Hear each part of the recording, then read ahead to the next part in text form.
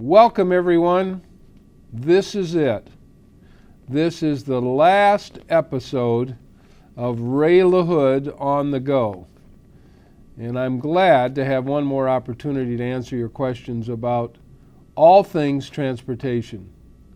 But the next secretary is knocking at the door as we speak. So we'd better get right to it. First question. Victor says, I don't have a question, I have a kudo. I think you did a great job. I hope your successor can finally get laws passed that mandate cell phone and auto manufacturers to implement systems that prevent texting while driving. Thank you, Victor. 4.5 years ago, no one was talking about distracted driving. And I'm very proud of the fact that 4.5 years later, since we started talking about distracted driving, that now 40 states have passed laws to address the issue of distracted driving. Some of those laws completely outlaw cell phone use, some of them outlaw cell phone use and distracted texting. But the point is that we've gotten people's attention. I think people really understand now that when you're behind the wheel of a car, you need to keep both hands on the wheel and both eyes on the road. And that if you're texting and driving and looking down at that texting device for 4 seconds, your car goes the length of a football field. And think how dangerous that really is. And also that you can't have both hands on the wheel when you've got the cell phone in your ear and you're distracted by the conversation. So my advice that I've been given for 4.5 years is put the cell phone and the texting device in the glove compartment and you'll drive a lot safer behind the wheel of that big car or truck or whatever you're driving.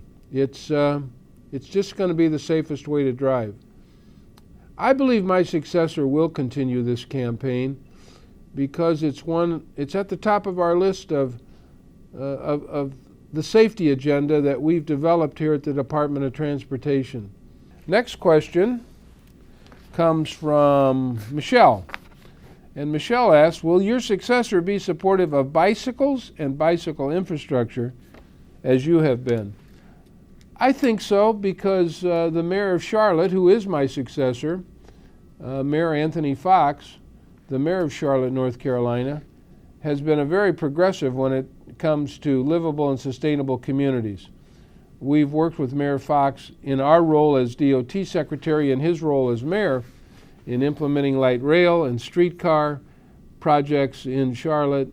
And as a result of that, the mayor really understands the importance of giving people options, that bicycling, that walking and biking paths, that bike lanes along the street, that bike share programs are all an integral part of a city and its ability to give people options and its ability to attract young people and younger families to use the city streets, to ride their bikes, to make sure there are plenty of walking and biking path opportunities, and to make sure there are many options.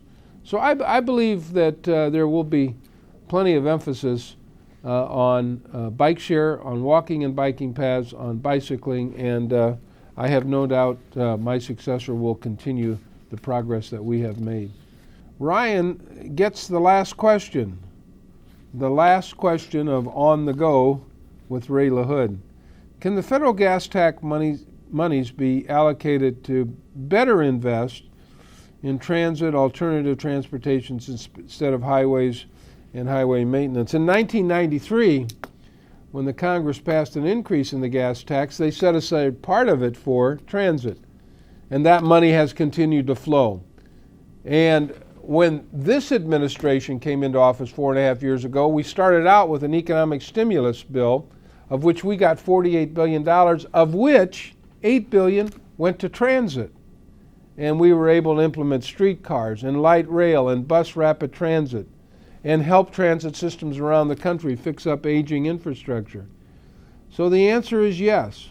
There is a commitment on the part of the federal government and this administration and this department to fund transit, to continue our efforts for more streetcars, more light rail, more bus rapid transit, to continue our efforts to help transit systems around the country improve the way they're doing in Chicago, with a complete rehabilitation of the Red Line, which runs through the south side of Chicago.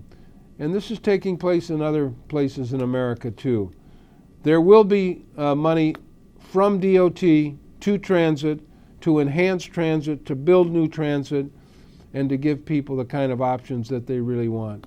And so transit has a very, very important place in transportation in America, and in the funding formulas for it too.